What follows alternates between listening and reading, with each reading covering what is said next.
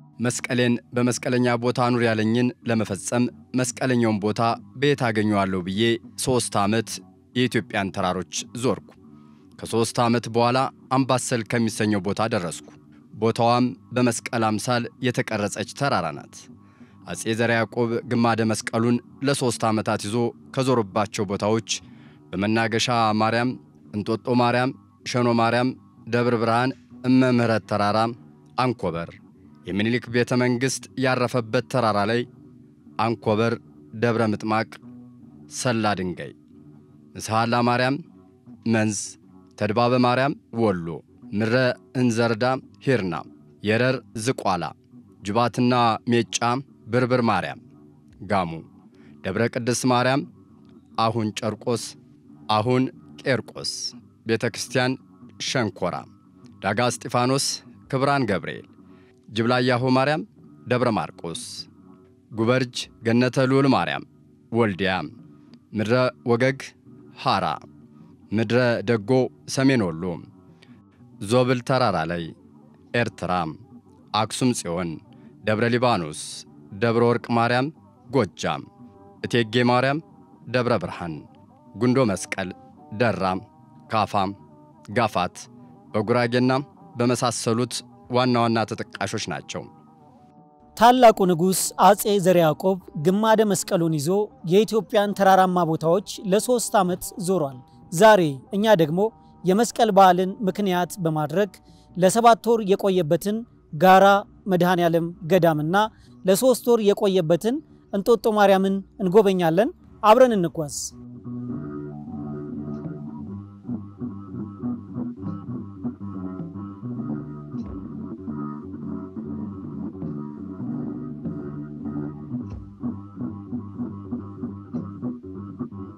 ተመልካቾቻችን አሁን በዚህ ሰዓት መናገሻ ማርያም ደርሰናል። ዛሬ መስቀሉ ያረፈበትን ጋራ መድኃኔዓለም ገዳም እንመለከታለን።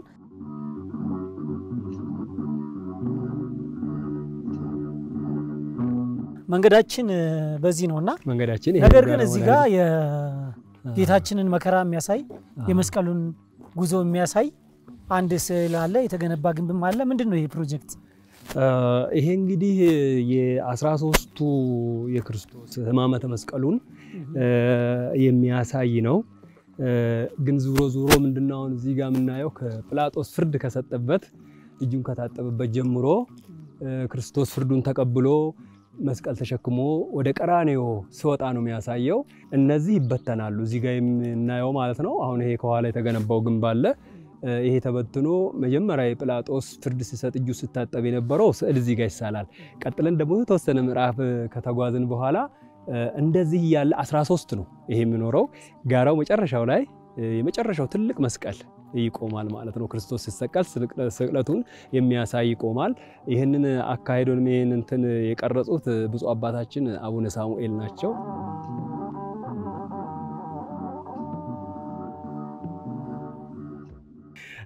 የክርስቶስ ግማደ መስቀል ታሪኩ መቼም ሰፋ ይላል፣ ብዙ ነው። ግን እኛ ከቦታችን ጋራ ለማገናኘት ወይም ደግሞ ከኢትዮጵያ ጋር ለማገናኘት ስንፈልግ እንግዲህ ወደ 13ኛው መቶ ክፍለ ዘመን መለስ እንላለን። በ1365 ዓመተ ምህረት በኢትዮጵያ የነገሱት ንጉስ ዳግማዊ ዳዊት ይባላሉ። አጼ ዳዊት ዳግማዊ ዳዊት የአጼ ዘርዓ ያዕቆብ አባት ማለት ነው። ደገኛው ንጉስ በመባል ይታወቃሉ። እንግዲህ ቅድም እዛ ጋር 13 ምዕራፎች አሉት ብለውናል። የጌታችንን የጎልጎታ መከራውን የሚያሳየው ነውና ይሄ ሁለተኛው ነው። ይሄ እንግዲህ ከዛው ጋር ያያዝና ሁለተኛው ይሆናል ማለት ነው። አሁን ስራው ተጠናቋል። እዛ ጋር ካየናቸው ስዕል ሁለተኛ ደረጃ ላይ ክርስቶስ ከተቀበላቸው መከራ ሁለተኛ ደረጃ የምንለው እዚህ ጋር ደግሞ ይሰራል ማለት ነው። እዚህ ላይ ነው የሚሰራው። እዚህ ጋር ማለት ስዕል ነው ማለት ነው። ስዕሉ ይሰራል እዚህ ላይ ይሰራል። ሰዎች እዛ ጋር የመጀመሪያውን ደረጃ ያሉ እዚህ ጋር ሁለተኛውን ያሉ ትንሽ ከፍ ስንል ደግሞ ይኖራል። ተመሳሳይ ሜትር ርቀት አለው ወይስ ዝም ተብሎ በሜትር ነው የከፋፈሉት ባለሙያዎቹ? ግዴታ 13 መምጣት ስላለበት ከዚህ እስከ ጋራው ያለውን በሜትር ከፋፍሎ 13 አምጥተውታል። ስለዚህ ከጋራው አንድ 13ኛውን ሄድን ማለት ነው። አንድ 13ኛ እንደዛ ብለን ይቅለለን። እሺ ደኑ በጣም ነው የሚያምረው።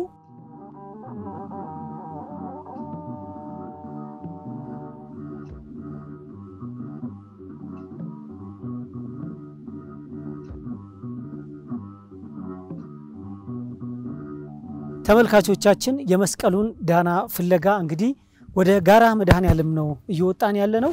መንገዱ ጭቃ ነው፣ ያዳልጣል፣ ቀጥ ያለ ዳገት ነው፣ ያደክማል።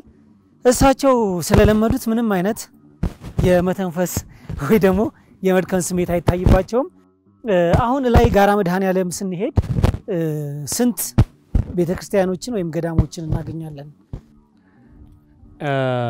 ልክ ጋራው ላይ እንግዲህ ስንደርስ መጀመሪያ ጊዜ ለመጀመሪያ እንግዲህ ያው ደረጃዋን ጠብቀን ለመሄድ ያህል ነው የምናገኛት ቤተክርስቲያን ስውሯ ልደታ ትባላለች።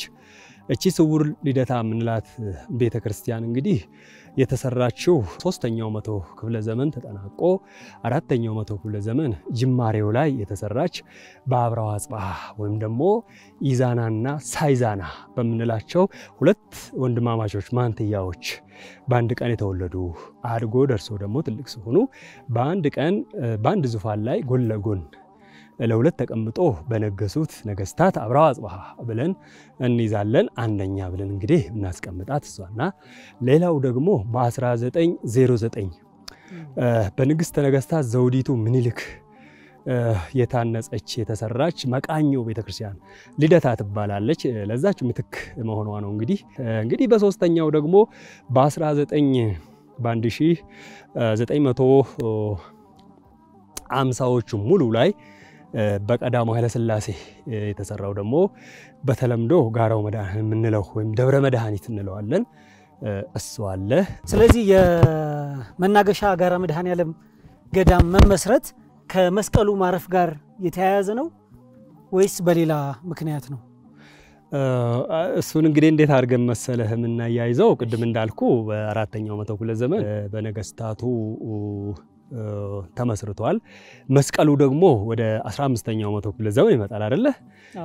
እንግዲህ ቅድም ያነሳሳናቸው ነገሮች አሉ።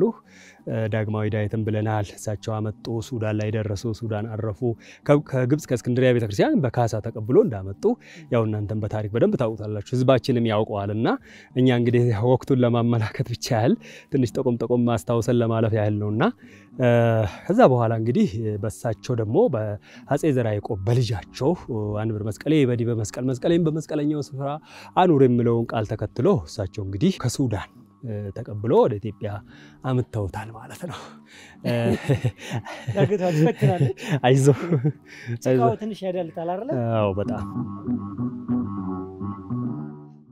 መስቀሉ ለስንት ጊዜ እዚህ ቆየ? እንግዲህ ምን ያህል ቆየ ላልከው አምጥተው እዚህ ቦታ በዚህቹ አስቀድማ በአብራው አጽባህ የተሰራችው ኋላ በዚሁ በዘርዓ ያዕቆብ ታላቅ ወንድም አጼ ይስሐቅ የታደሰችው ቤተክርስቲያን ውስጥ ለ7 ወር ያህል መስቀሉን እዚህ አስቀምጠዋል። 7 ወር እዚህ በቆየ ኢትዮጵያ በገባ በ3 አመቱ በ1446 ዓመተ ምህረት መስከረም 21 ቀን ከዚህ ተጓጉዞ ግሼን ማርያም መስቀለኛ ስፍራዋ ትክክለኛዋ ቦታ ተገኘች ማለት ነው። እንግዲህ ክርስቶስ ግማደ መስቀል ወደዛ ሄዶ ስፍራውን መስቀለኛውን ስፍራ አግኝቶ ተቀምጧል ማለት ነው።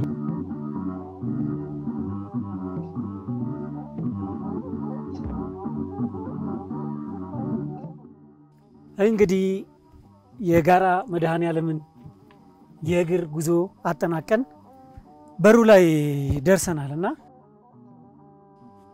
የመናገሻ ጋራው መድኃኔዓለም አንድነት ገዳም በ330 ዓመተ ምህረት ተመሰረተ የሚለው ጽሁፍ ነው እንግዲህ እያየን ያለ ነው። 4ኛው መቶ ክፍለ ዘመን 330 ዓመተ ምህረት ከዛሬ ስንት ዓመት በፊት ማለት ነው? እንግዲህ ወደ 1680 እና እንደዛ አካባቢ 1687 ዓመት በፊት የተመሰረተ ገዳም ውስጥ ነው የገባን ያለው። አዎ መስዋዕተ ኦሪት ጭምር የተሰዋበትና ማቴሪያው መሰዊያዎቹም ጭምር ያሉና አሁን እንግዲህ ቀጥለን ቅድም እንደጀመርነው የመስቀሉን ጉዞ ወይንም መስመር ተከትለን የመጣ ነው። መስቀሉን እንግዲህ ልናሳርፈው ነው። ቀጥታውን መስቀሉ ወዳረፈበት ቦታ ነው የምንገባው።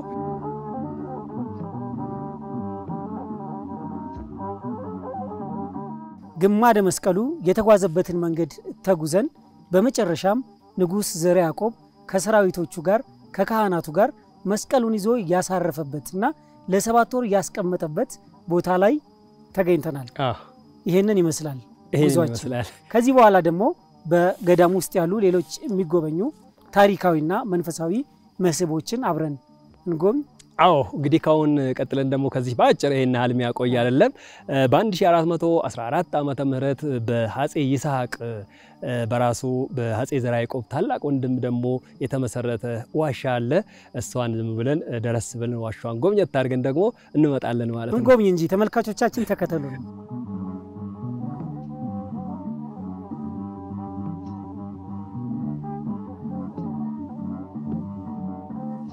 እየገባን ነው አሁን ወደ ዋሻው። እንግዲህ አባቶቻችን ቅዱሳኑ ተጋደሉበት የጸለዩበት ነው።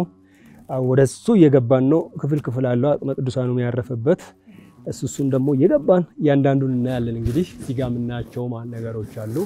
መቁጠሪያ ይባላል። ይሄ ትላልቅ ምን መስቀል ያለው ይሄ ግዚያት ማድረሲያ ነው። አባቶች የሚጸልዩበት መጸለያ ነው። ይሄ አንድ ትልቅ አባት ነበሩ እዚህ ቦታ ላይ በብቱና ይኖሩ የነበሩ እሳቸው አርፈዋል። ግን እዚህ ውስጥ አይደሉም፣ በሌላ ነው። ግን ያው ቦታው ስለሚመለከተው በትረ መስቀላቸውና መቁጠሪያቸው ወደዚህ እንዲገባ ተደርጓል ማለት ነው። እንግዲህ ይሄን ይመስላል። ቁልቁለት ናት። ያው እንግዲህ የመጣነው መንገድ ሁሉ ትንሽ ፈታኝና ትንሽ ዋጋ የሚያሰጥ ስለሆነ እዳች ነው የምንገባው። እንዲህ ነው እንግዲህ አሁን እዚህ ውስጥ ግባስ እዚህ እንግዲህ አሁን እቺ እንደ መቃብር ነች። እዚች አሁን እኔ ረገጥኳት እንደ መቃብር ነች። እዚህ ስር አጽም አለ። መደብ ደግሞ አለ ካንተ ኋላ መረደሪያ የተለያዩ እንደ መጽሐፍ ማስቀመጫም ደግሞ ከፊት ይታያል አይደለ? ጎድጎድ ያሉ ግድግዳ ላይ ሲወራ በጣም ያስተጋባል። ያው እንግዲህ ዋሻ አይደል? እንግዲህ እንደዚህ ነው። ያንዱ አባት መጋደያ ነው። እንግዲህ ይሄ ነው አባቶቻችን እንደዚህ ይመስላል ህይወታቸው። በጣም ነው ደስ የሚለው። በጣም ይመስጣል። አዲስ አበባ ቅርብ ላይ ብዙ የማይታወቅ መንፈስን የሚያድስ በእውነቱ ያወጣችሁ ይሆንላል።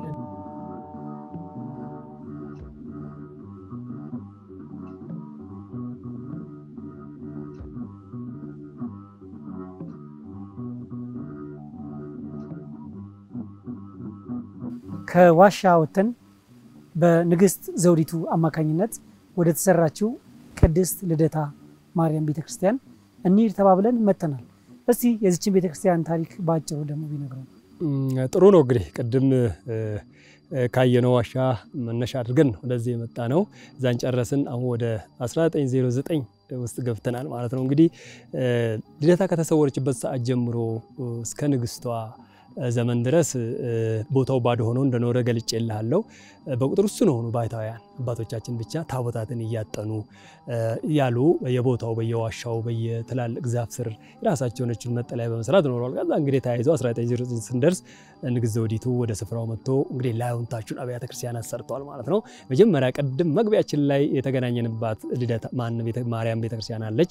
እሷንናችን በአንድ ጊዜ በአንድ ወቅት በአንድ ዘመን በአንድ ዓመት 1909 የሰሯት ልደታ ማርያም እቺ ናት። እንግዲህ እቺ ነው አሁንም አገልግሎት ይሰጣል። እስካሁን ድረስ አገልግሎት የሰጠች ናት። ግን በመቃኞነት ነው ንግስቷ የሰሯት፣ በቋሚ ቤተክርስቲያን አይደለም።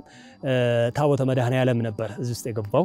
አሁን ምናቸው ከነዛው ታቦታትን እያጠኑ ኖሩ ከነበሩ ባይታውያን አባቶች መካከል ወደ መጨረሻ ካሉት ባይታዊ አባ ወልደ መድኅን የሚባሉ አሉ። አሁን አሉ ስለ በሕይወት ሳይሆን አጽማቸው አለ በዚህ በሙዚየም ውስጥ እናያለን። ይሄንን እንግዲህ ታቦተ መድኃኔዓለም ይዘው የኖሩ አባት ናቸው እሳቸው ንግስት ዘውዲቱ ደግሞ ከሳቸው ጋር የተለየ ግንኙነት አላቸው። ይሄንን ሰርተው እንግዲህ እሳቸው የነበሩትን ታቦተ መድኃኔዓለም እዚህ ነው ያስቀመጡት። ኋላ እንግዲህ ኃይለ ሥላሴ ደግሞ በ1950 ላይ ያንን ጋራው መድኃኔዓለም ሰርተው መድኃኔዓለምን ወደዛ የቀየሩና በስውሯ ምትክ ልደታን ደግሞ እዚህ ጋር የሰየሙ እሳቸው ናቸው። በቋሚነት ግን ይሄኛውን ነው እሳቸው የሰሩት ማለት ነው። እንደዚህ ነው እንግዲህ። አመሰግናለሁ። አሁን ቀጥሎ ወዴት ነው የምንሄደው? አሁን እንግዲህ ቀጥሎ የመጨረሻችን የሚሆነው ሙዚየም ነው።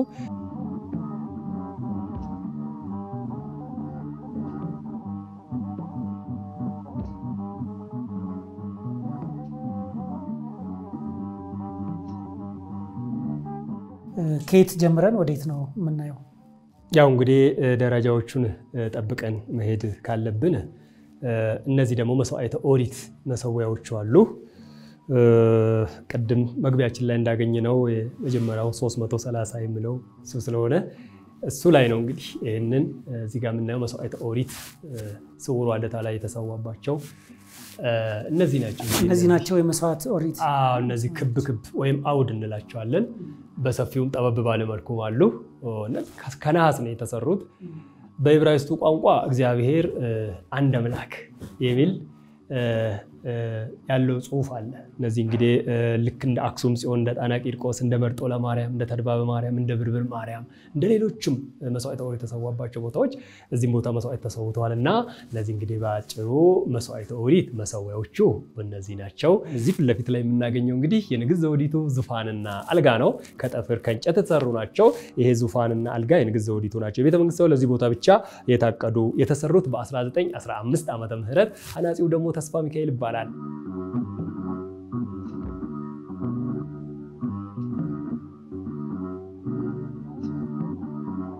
ሌላው ልደታ ከተሰወረችበት ሰዓት ጀምሮ እስከ ንግስቷ ዘመን ታቦታትን እያጠኑ ይኖሩ የነበሩ ባይታዊ አባቶች አሉ ይያለው ባይታዊ አባ ወልደ መድኅን ይባላሉ። እንግዲህ እኚህ ቅዱስ አባት አጽማቸው ነው። እኚህ አባት ልደታ ከተሰወረችበት ሰዓት ጀምሮ እስከ ንግስቷ ዘመን ተራራው ላይ ታቦታትን እያጠኑ ይኖሩ ከነበሩ በቁጥር ውስጥ ከሆኑ ባይታዊ አባቶች መካከል አንዱ የሆኑ ወደ መጨረሻ የነበሩና ከንግሥት ዘውዲቱ ጋራ ደግሞ በመልክተኛ ብዙ ነገር ሲነጋገሩ ንግስቷ ወደዚህ ቦታ መጥተው ላይታችን ቤተክርስቲያን ሰርተው ገዳሙን አንድነት ገዳም እንዲያደርጉ እግዚአብሔር እንደፈቀደላቸው ሁላ ይሄንን ሁሉ ለንግሥት ዘውዲቱ በመልክተኛ ያስተላለፉ አባት ናቸው። እንግዲህ አጽማቸውን በንግስቷ ነው ከተቀበረበት ፈልሶ በእንጨት ሳጥን ተደርጎ በራሳቸው ማይተም ጭምር ታትሞ እንድትቀመጥ ተደርጓል።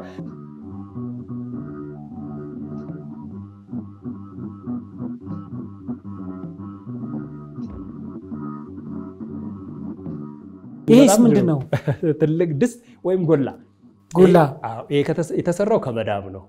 ብረት አይደለም፣ ሸክላም አይደለም፣ ከመዳብ የተሰራ። ይሄም እንግዲህ ከዛሬ 109 ዓመት በፊት ንግሥት ዘውዲቱ ለገዳሙ ያበረከቱት ከነጭልፋው። ይሄ ብቻ አይደለም፣ ሌላም ተጨማሪ አለ።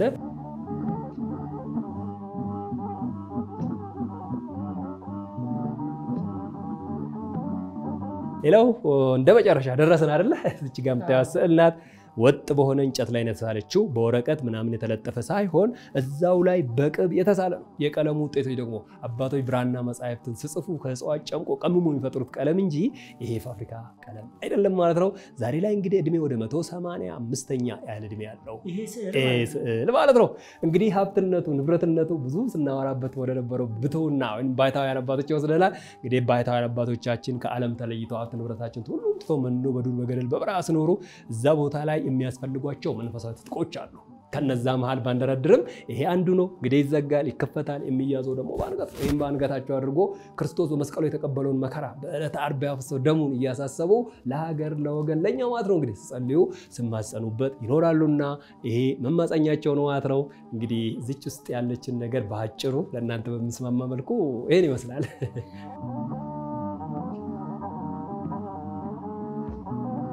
የመስቀሉን ዳና ፍለጋ መናገሻ ማርያም ላይ ከእሳቸው ጋር ተገናኝተን እስከ መናገሻ ጋራ መድኃኔዓለም መስቀሉ ያቋረጠባቸውን ቦታዎች ተከትለን እስከ ስውሯ ልደታ ማርያም ቤተክርስቲያን መተናል። በዚህ በጋራ መድኃኔዓለም ያሉ መስቦችን ተመልክተናል። ስላስጎበኙን በጣም እናመሰግናለን። እኔም አመሰግናለሁኝ። ስለነበረን ቆይታ በጣም አመሰግናለሁ። መልካም የመስቀል በዓል እንዲሆንልዎት እመኛለሁ። ጥሩ ነው። እንግዲህ ለኢትዮጵያ ሕዝብ በሙሉ እንኳን ለብርሃነ መስቀሉ በሰላም አደረሳችሁ እላለሁ። ተመልካቾቻችን በጥድና በሌሎች ሀገር በቀል ዛፎች በተሞላው ሱባ ደን ውስጥ የሚገኘውን ጋራ መድኃኔዓለም ገዳም ጎበኘን። ሃይማኖታዊና ታሪካዊ መስቦችንም ተመለከትን። አሁን ደግሞ የመስቀሉን ዳና ተከትለን ወደ ሌላ ተራራማ ስፍራ እናምራለን። እንጦጦ ጫካ።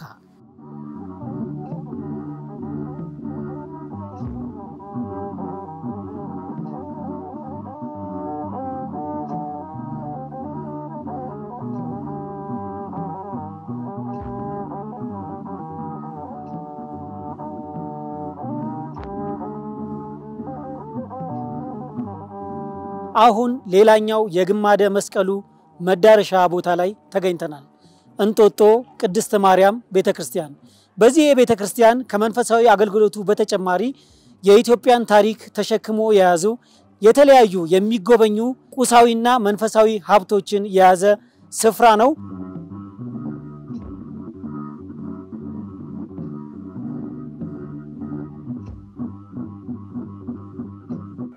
እሺ አባ ዛሬ የተገኘነው የመስቀል በዓልን ምክንያት በማድረግ መስቀሉ ካረፈባቸው ቦታዎች መካከል እንጦጦ ማርያም ቤተክርስቲያን አንዱ ነው።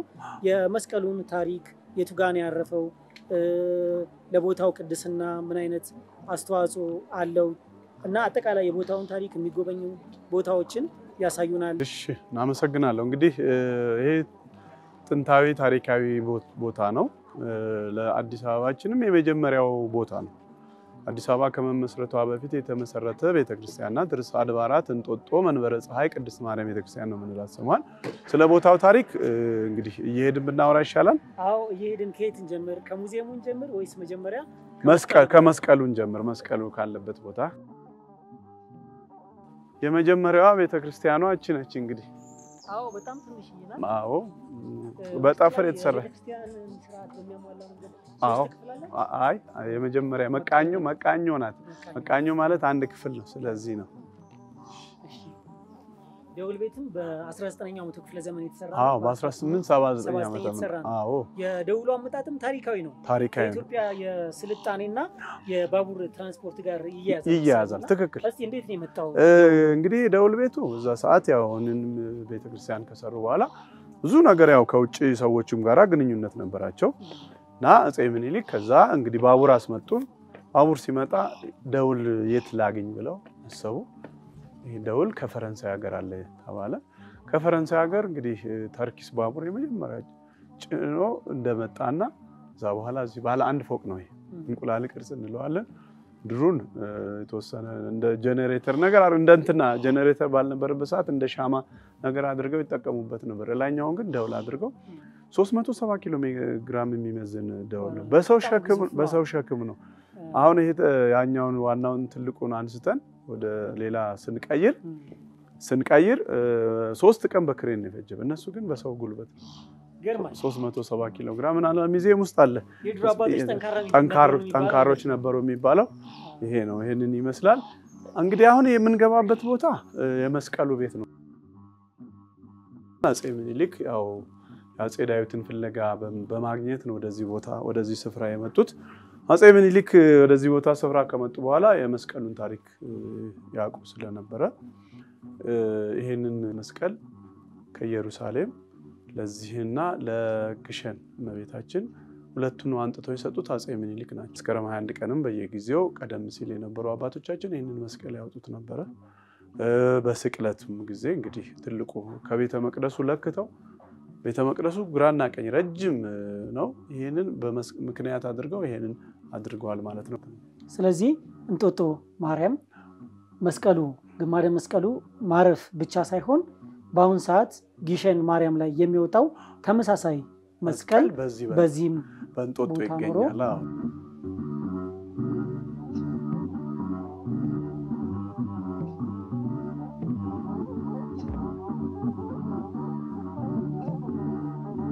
ሌላው እዚህ ግቢ ውስጥ ከሚጎበኙ ታሪካዊ ቦታዎች አንዱ የሚኒሊክ ቤተ መንግስት ነው። እስቲ እሱን ደግሞ ሄደን እንመልከት። እሺ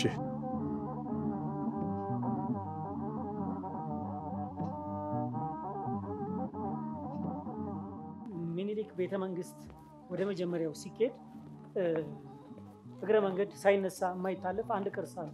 አዎ ይሄ ቅርስ ቤት የምን አይነት ቤት ናት? እቺ ቤት እንግዲህ ቀደም ሲል አፄ ምኒልክና እቴጌ ጣይቱ ጊዜ ሸራ ቤት ትባል ነበር። ሸራ ለብሳ ነበር። በኋላ ነው የሰሯትና አፄ ምኒልክና እቴጌ ጣይቱ ዛቲ የሚቀምሱባት ቤት ናት። እቺ ዛቲ ቀምሰው ወደ ቤተ መንግስቱ የሚሄዱባት ቦታ ታሪካዊ ቦታ ናት። በኋላም እንግዲህ አፄ እቴጌ ጣይቱ በግዞት እዚህ 5 ዓመት ኖረዋል። በዛን ጊዜ ያው ሲያርፉ የተቀበሩባት መቃብር ቤት ናት። ሳጥኑ ምኑ እዚሁ አለ። በኋላ ነው እንግዲህ ከ10 ዓመት በኋላ ንግስት ዘውዲቱ ወደ በዓታ የወሰዱት አውጥተው ከዛ በኋላ እና እቺ ታሪካዊ ቦታ አሁን ያለንበት ቦታ እየገባንበት ያለው የአፄ ምኒልክና የእቴጌ ጣይቱ ቤተ መንግስት ነው። አፄ ምኒልክና እቴጌ ጣይቱ እንግዲህ ለአዲስ አበባችን የመጀመሪያው ከጎንደር ቀጥሎ ያስተናገደው ከተማ እንጦጦ ነው። ጎንደር ለ200 ዓመታት ያህል የኢትዮጵያ ዋና ከተማ ነበር። ከጎንደር ቀጥሎ አፄ ምኒልክ በ1870 መጡ። ይሄንን በ1875 ሰርተው እንደጨረሱት ነው። ይሄ እንግዳ መቀበያ ነው። ይሄኛው የእንግዳ መቀበያ ይሄኛው የግብር አዳራሹ ነው። የራሶች መኳንንቶች ይሄ መኝታ ቤታቸው ነው የምታዩት። ባለ አንድ ፎቅ ነው። ምድሩ ሁለት ይሄኛው የጌጣጌጥ የመሳሪያ ማስቀመጫ፣ በወዲያ በኩል የማር የቅቤ ማስቀመጫ፣ ይላኛው መኝታ ክፍላቸው ነው። እንግዲህ ቤተ መንግስት በነገራችን ላይ ያው ብዙ ጊዜ ጥሪ ያቀርበናል እንዲሰራ በጣም በጉዳት ላይ የሚገኝ ነው። በመንግስትም በአዲስ አበባ ባህል ኪነ ጥበብና ቱሪዝም ቢሮ በየጊዜው በጀት ተይዞለት ነበር። ከዚህ በፊትም እንግዲህ ሳይሰራ እስካሁን በመፍረስ ላይ ነው ያለው። በእውነት በሚያሳዝን ደረጃ በተለይ እኔንን የምትመለከቱ ታሪክ ወዳድ ኢትዮጵያኖች ለዚህ ቤተ መንግስት መድረስ አለብን። እንደምታየው በመፍረስ ላይ ነው የሚገኘው። አካባቢው ላይ እንጦጦ በጣም ብዙ አይነት ዛፍ ነው ያለው። ምን አይነት እንስሳ አለ? ምን አይነት ዛፍ አለ? ተዋጽኦአቸውን ቢል እንግዲህ ዛፎች ተለያዩ ዛፎች አሉ። ጽድ አለ፣ የአበሻ ጽድ አለ፣ ኮሶ አለ፣ ወይራ አለ፣ ቀረሮ አለ፣ ተለያዩ ዛፎች አሉ። እንግዲህ ከባህር ዛፍ ሌላ ማለት ነው።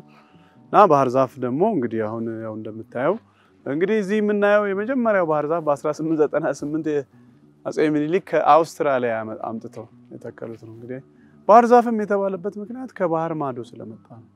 ኢኩላፕተር ትሪ ነው የምንለው እና ከባህር ማዶ ስለመጣ ባህር ዛፍ ተብሎ የተሰየመበትም ነገር በዛ ነው። ባህር ዛፍ ተብሎ እስከዛሬ ይኖራልና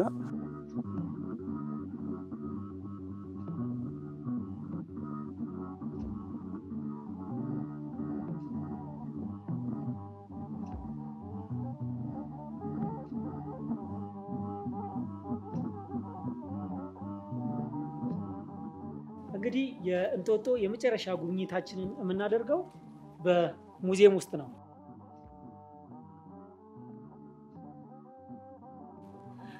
እሺ እንግዲህ እዚህ ሙዚየሙ የመጀመሪያው ይሄ ይሆናል። ፎቶግራፏ እዛ ላይ ነው የምናያት። ያቺ የመጀመሪያው ቤተክርስቲያን 5395 ሰንጋ የታረደባት ማለት ነው።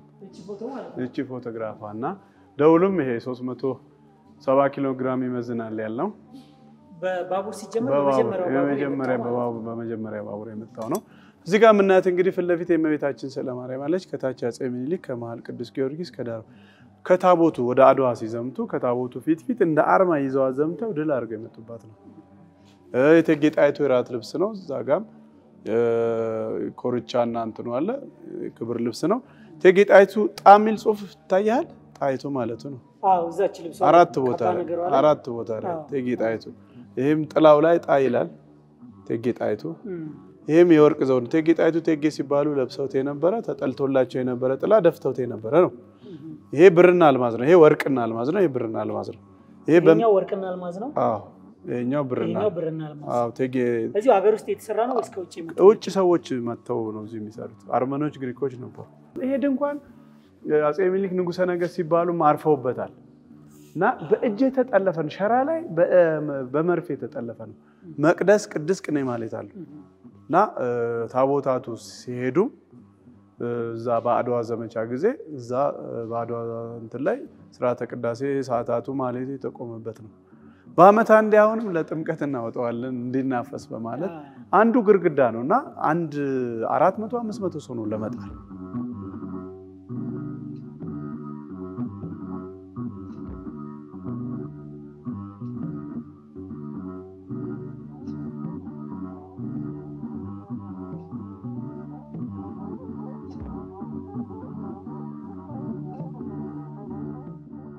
ይህ እንጦጦ ማርያም ቤተክርስቲያን ግማደ መስቀሉ ከማረፉ ባሻገር የተለያዩ የኢትዮጵያ ታሪኮችን ያስተናገደ ነውና ሁላችንም እየመጣን እንጎብኘው።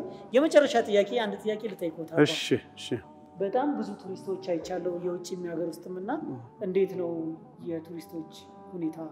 በደንብ ይጎበኛል ወይ? አዎ እንግዲህ ጉብኝታችን ከሰኞ እስከ እሑድ ነው። 365ቱንም ቀን ክፍት ነው የሚይዘው እና ከተለያዩ ቦታ ከአውሮፓ ከአሜሪካ የተለያዩ ሀገራት ቱሪስቶች ይመጣሉ። የሀገር ውስጥ ቱሪስቶች አለ። የሀገር ውስጥ ቱሪስቶች በተለይ በክብረ በዓል ቀንም ቅዳሜና እሁድም ይመጣሉ። ተማሪዎች በትምህርት ቤት ታሪካቸውን እንዲያውቁ እና ተማሪዎች ይመጣሉና ከሰኞ እስከ እሁድ ክፍት ነው ይሄ ሙዚየም በማንኛውም ሰዓት ከ2 ሰዓት ተኩል እስከ ማታ 11 ሰዓት ለምሳም አይዘጋም ይሄ ሙዚየም እና ሙዚየሙ መጎብኘት ይችላል ማንንም ሰው መጥቶ ማለት ነው ማንንም ኢትዮጵያዊም የውጭም ሰው በሃይማኖት ምንም ማንኛውም ሃይማኖተኛ መጥቶ የመጎብኘት ታሪክ ሃይማኖት ድንበር የለውም ዜግነት ድንበር የለውም ሰው ሆነ የሆነ ታሪክ ማወቅ የሚፈልግ ሁሉ መጥቶ እንዲጎበኘው አባ ጥሪ አቅርበዋል ጥሪ እናቀርባለን በተጨማሪ ወደፊት ደግሞ ብዙ ቅርሶች ያልወጡ ስላሉ ሙዚየሙን ሰፋ አድርገን ለመስራት ያሰብን ነው ዲዛይን ተሰርቷል ይሄን ደግሞ ታሪክ ወዳዱ ህብረተሰብ ይሄን ጥሪ እንዲሰማንና በእውነት ታሪክ ወዳዱ አንድ ሰው ሊሰራው የሚችል ነው ሁለት ሰው ሊሰራው ብዙ ቅርሶች ያልወጡ አሉ እነዛን ቅርሶች አሰባስበው አንድ ለማድረግ ከጀርባው ሰፊ ቦታ አለ መሰረት ተጥሎለታል ይሄን ለመስራት ደግሞ እግዚአብሔር የፈቀደለት ጥሪ እንጠራለን ማለት ነው እግዚአብሔር ተመሰገነ ይሁን በጣም እናመሰግናለን እሺ በጣም ነው እኔም አመሰግናለሁ ስለነበረን ቆይታ ስለስጎበኙን ስለሰጡን ጊዜ ከልብ እናመሰግናለን እግዚአብሔር ይስጥልን መልካም የመስቀል በዓል አሜን አሜን መልካም ለሁሉም ለኢትዮጵያውያኖች በሙሉ እንኳን ለብርሃነ መስቀሉ በሰላም አደረሳችሁ አደረሰን እንላለን በዓሉ የሰላም የደስታ እንዲሆንልን እንመኛለን እናመሰግናለን ከብርሃነ መስቀሉ በረከት ይደርብን በረከት ይድረሰን